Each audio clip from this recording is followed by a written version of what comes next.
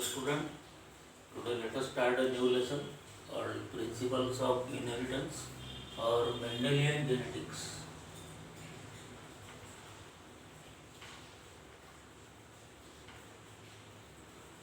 Mendelian Genetics.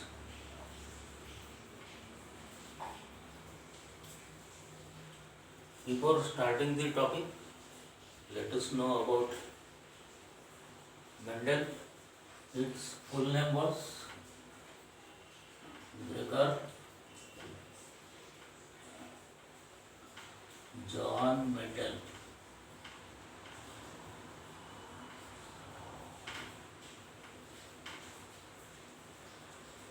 He was born in 1822. He was born in 1822 in Austria. He was born in 1822 in Austria, a European country. His parents were very poor as he was born in a farmer's family. From his school days only he was very intelligent and he graduated. After graduation he joined the monastery as a monk. As he was brilliant, the people forced his parents to send him for higher studies. So he has done his higher studies in physics, mathematics and natural sciences. So he was not interested in worldly matters. He was not married. So again, after his higher studies, he joined a monastery as a monk. He joined a monastery as a monk. During his study days, he also suffered from bouts of depression. He came out of it and again concentrated in his studies. He also used to teach in a school just beside the monastery, and in the backyard of the monastery he cultivated garden pea.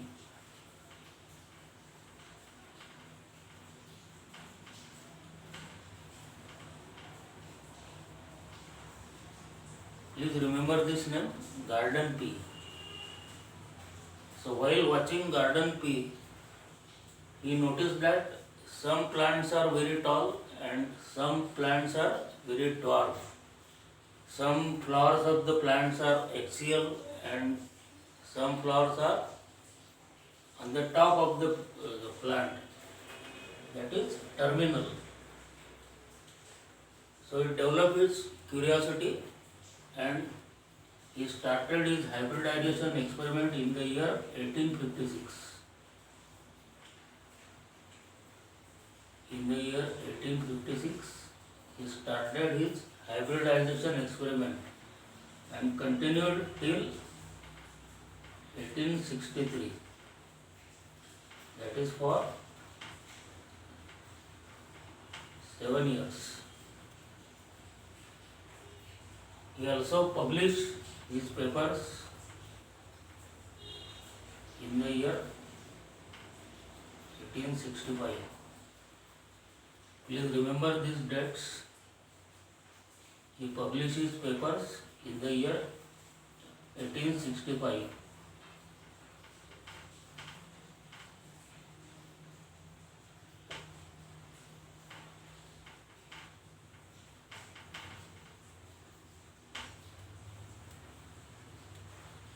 In 1865, he published his findings and he died in the year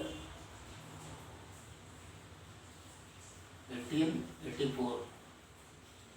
He died in the year 1884. Mendel was well respected as a teacher and a monk, but he was not noticed as a good scientist. He was not recognized as a good scientist. It was only in the year 1900 that three scientists, in the year 1900, three scientists, namely Hugo de Rice,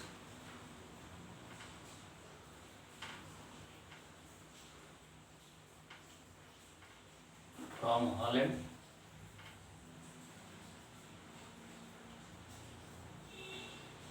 Karl Korens from Germany.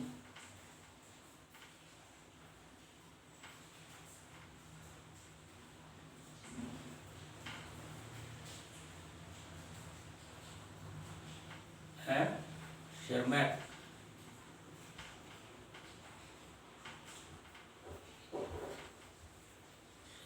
from Austria.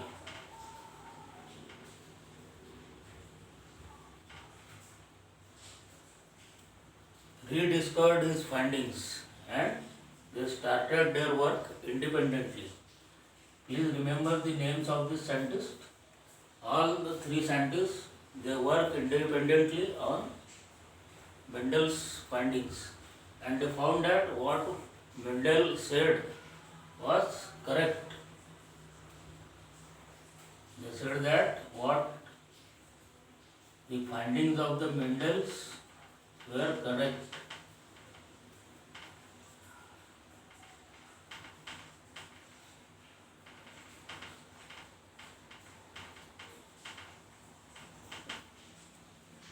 To goodness of the three scientists, they didn't hijack the work done by Mendel and they have given all the credit of his work to Mendel only. So they were very good scientists.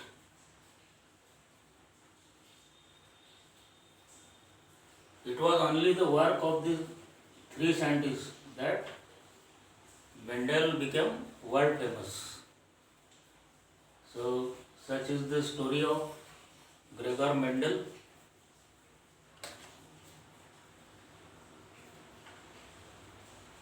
Now Mendel is so famous that today also if somebody wants to study genetics, first he has to study Mendelian genetics.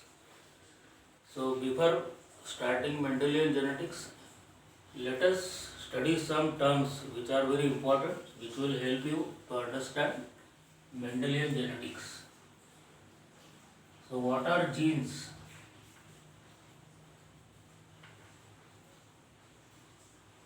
What are genes? Okay. Suppose this is the DNA strand.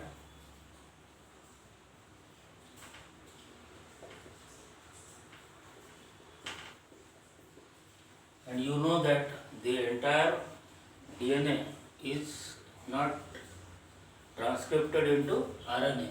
Some portion of the DNA is transcribed into RNA. Suppose this gene is forming RNA, this gene is forming RNA, this gene is forming RNA. So what is gene? Gene is a portion of DNA which codes for complete RNA. Gene is a portion of DNA which codes for complete RNA.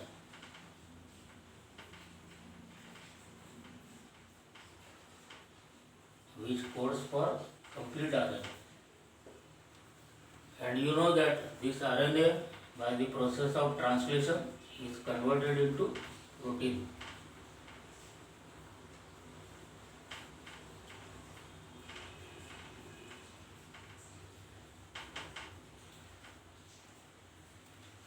So what are genes? Genes are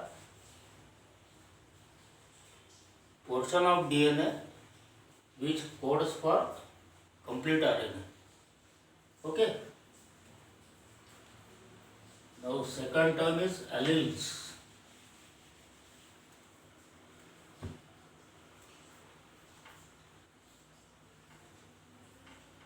Second term is allele. What are allele? Allele is a pair of genes which codes for a similar character but may or may not code for the similar trait. Now what is the character? Supposing garden pea plant.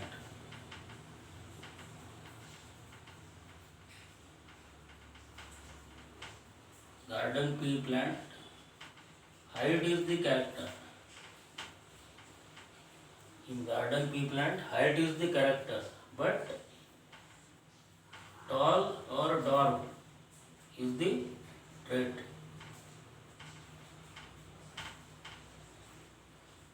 Height is the character, but tall or dwarf is the trait. So, what is allele? Allele is a pair of genes which codes for the same character, but may or may not code for the similar traits.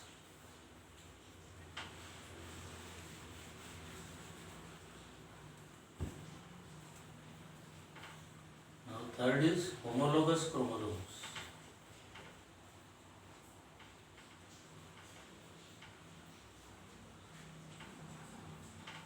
Homologous chromosomes.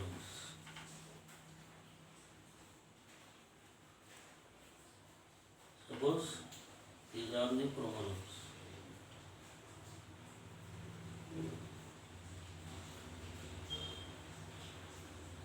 This is parental chromosome.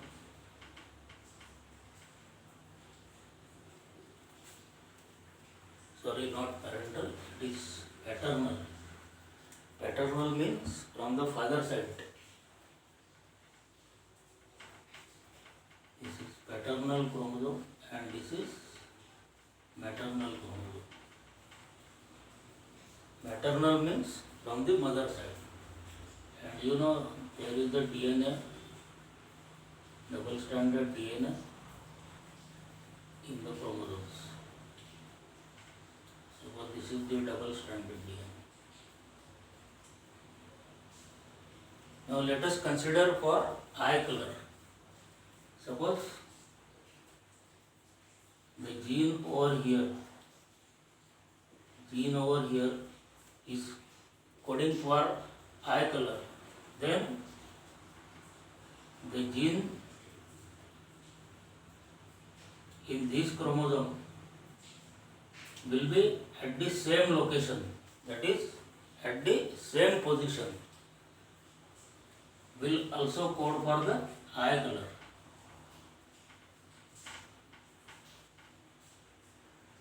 So, both the genes are at the same location in the chromosome. Such chromosomes are called as homologous. Such chromosomes are called as homologous chromosomes.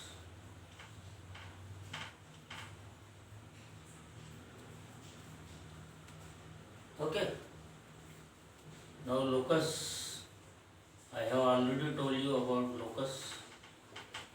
Locus is a particular position of the gene in the chromosome. This is the locus for this gene. This is the locus for this gene. This is the locus for this gene.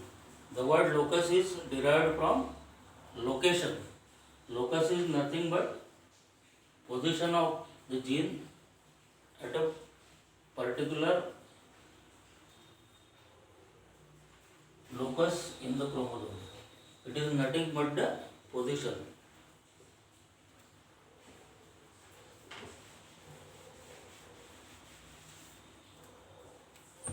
Now, dominant and recessive.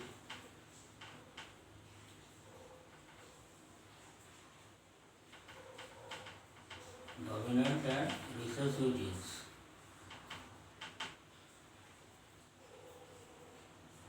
Suppose this is the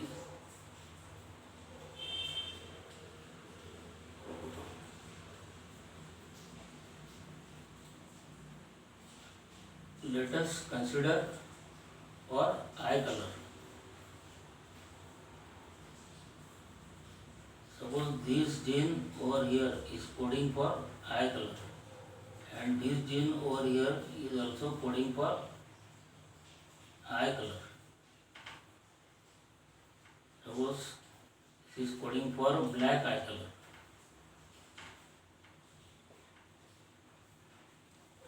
Then and this gene is also coding for black eye color. then the color of the eye of the offspring will also be black. Will also be black. But sometimes what happens is that due to mutation, the faulty RNA is formed.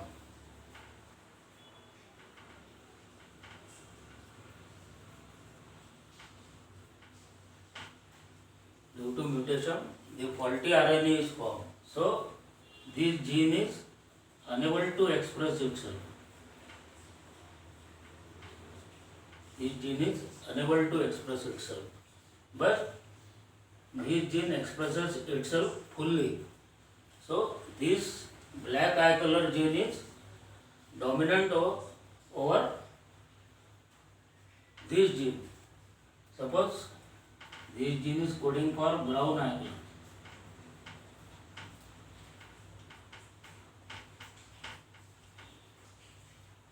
So the black eye color is dominant over brown eye color. Okay. And what is recessive? As this gene is unable to express itself completely, so this gene is called as recessive gene. Okay. Now let us study about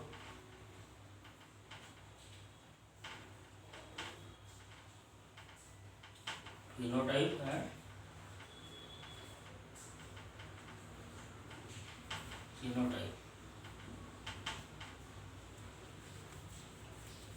If you see any person, you come to know that the person is tall, his eyes are black, his hairs are black. These are the physical characteristic of any individual which you can notice by your eye. So, the physical characteristics are known as phenotype. These are also dependent upon the environmental factors. Because if a laborer who is working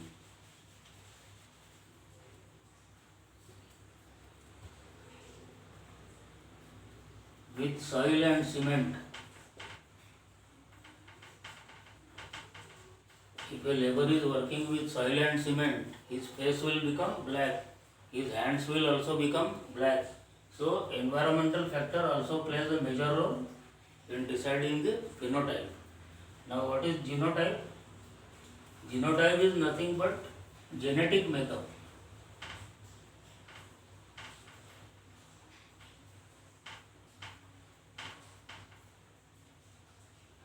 Genotype is nothing but genetic makeup of an individual which we can't see by our naked eye. We cannot see the genetic makeup of a person. So, this is genotype. Now, let us study about homozygous chromosome.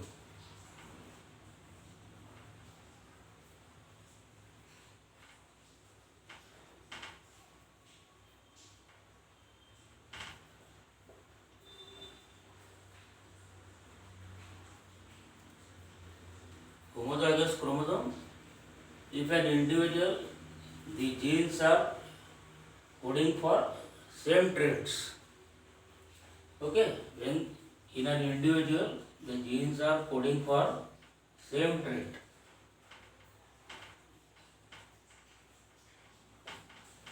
Then those chromosomes are called as homozygous. Suppose this is a chromosome.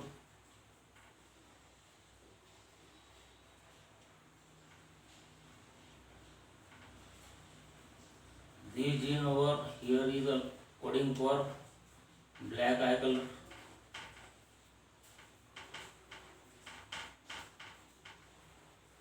And this gene is also coding for black eye color.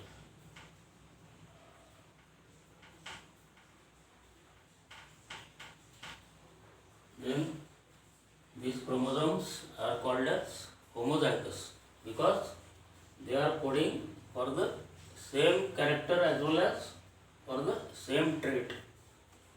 These chromosomes are called as homozygous. Now, heterozygous chromosomes.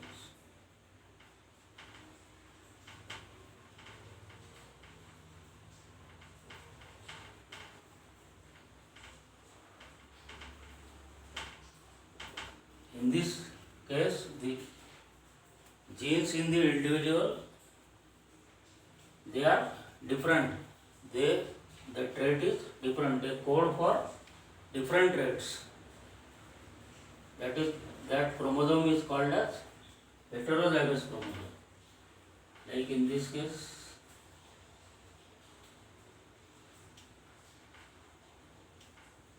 this gene is coding for black eye color.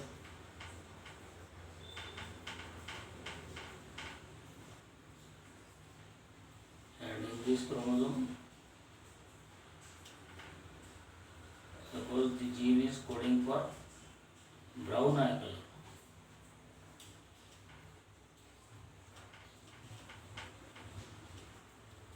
So they are coding for two different traits. So such chromosomes are called as heterozygous chromosome. Also, suppose the chromosomes are coding for the brown color, not only black color. Suppose these chromosomes are coding for brown eye color.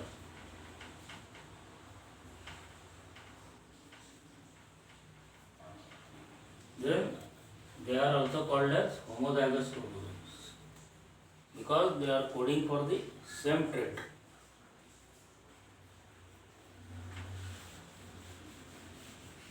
Now let us study about gamete formation. Gamete formation is very important and it will be required while you study monohybrid and dihybrid process. Suppose in a pea plant, suppose consider height as a factor.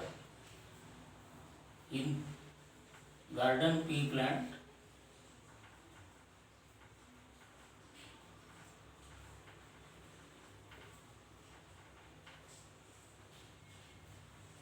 considered height as a factor. The tall height is denoted by capital letter T and the dwarf height is denoted by small letter t. So these are the two gametes. So what you have to do? You have to just separate the two gametes. This capital T will come over here and this small t will come over here. Sometimes a tricky question can be asked. Suppose it is given as both the gametes are in capital T. So what you will do? You will separate this like this. One capital T over here, one capital T over here. But this is not correct. As both the gametes are same. So in this case, they will form only one gamete. It will form only one gamete, that is capital T. So what you have to do?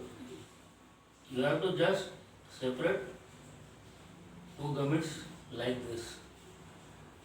Okay? It is very easy.